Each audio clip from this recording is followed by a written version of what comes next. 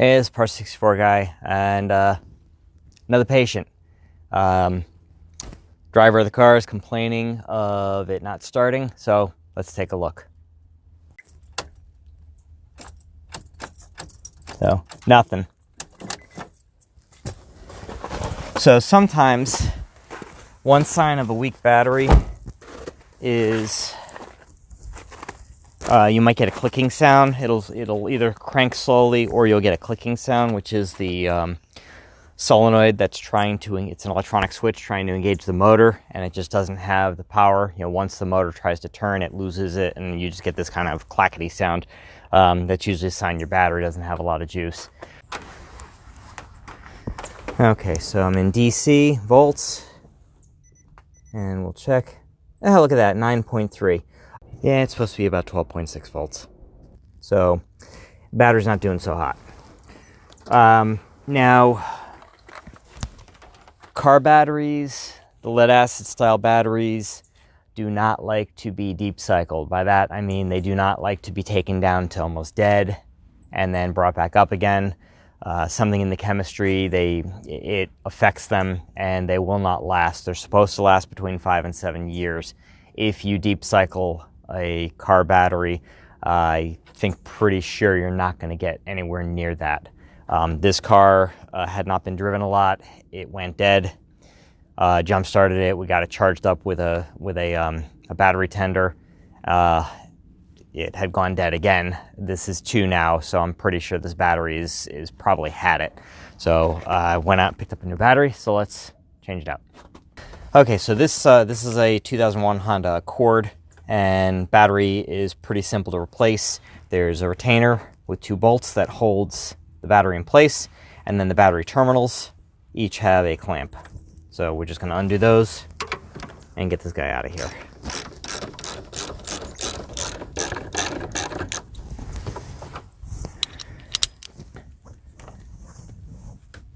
Oh, it's hitting the terminal.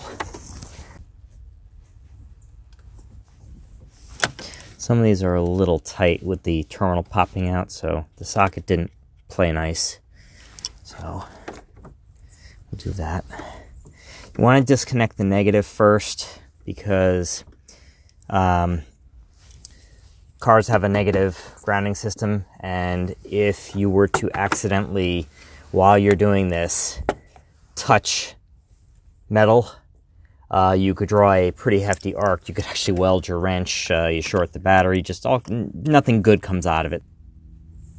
There we go.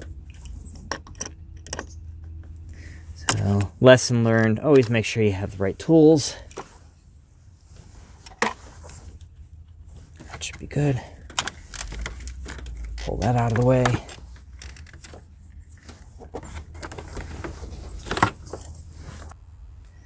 And you can see down in here there's a little bracket that holds this in. So it's a matter of just trying to get that out. Okay, there we go. Get that out of the way. And then we get this battery out of here.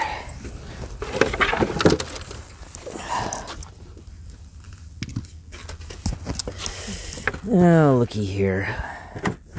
We've got evidence of rodents. I always want to check in the winter time. They like to come in because it's shelter and it's warm. And they like to make nests. And they usually make nests out of anything they can find, like wire and insulation. And they don't think twice about trashing your car in the process. So, okay. Get our negative on here first. Or, sorry, our positive. Use a wire brush or a terminal brush to clean the terminals if you have corrosion on them. You want to make sure you have a really good connection, metal to metal. That's where I wish I had my correct wrench. So I'll just go gentle. Want to snug this down so we get a good connection. I also don't want to strip the nut. So make sure you get a good bite on it.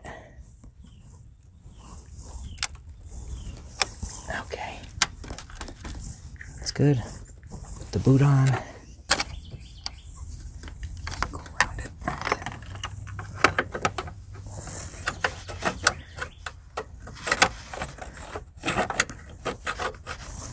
I may have to adjust this because the battery might be slightly taller.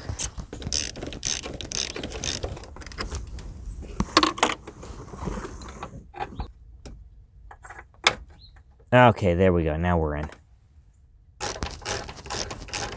Take up the slack on this. Make sure that hasn't come out. You don't want to crank these things down too tight because you don't want to crack the battery case. So I'm going to go kind of balanced.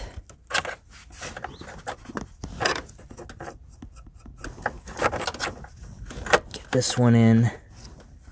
And then finger tight. And then I'll go just a little bit.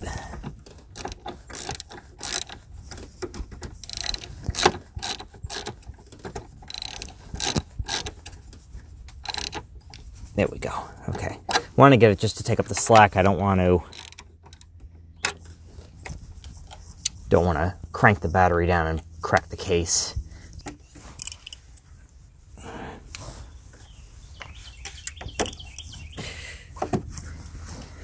I remember the old days. I had it was a 1986 Toyota Corolla, and it had a car alarm, aftermarket car alarm, and the car alarm's default when you applied power to it was to go into alarm mode.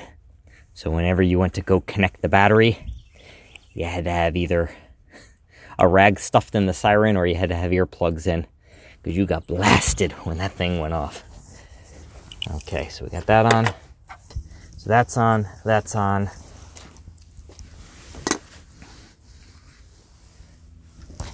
Don't forget all your tools. All right, let's start her up.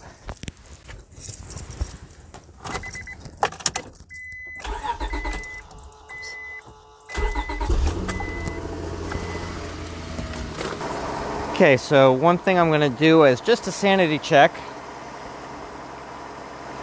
I'm going to go to my DC volts mode. Let's check and make sure the alternator's working, the charging system's working.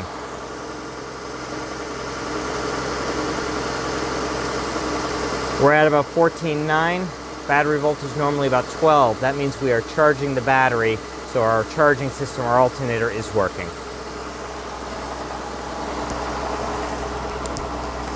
So my guess is it was probably just lack of running the car, lack of driving it, that led to the battery discharging to the point where it couldn't be started again.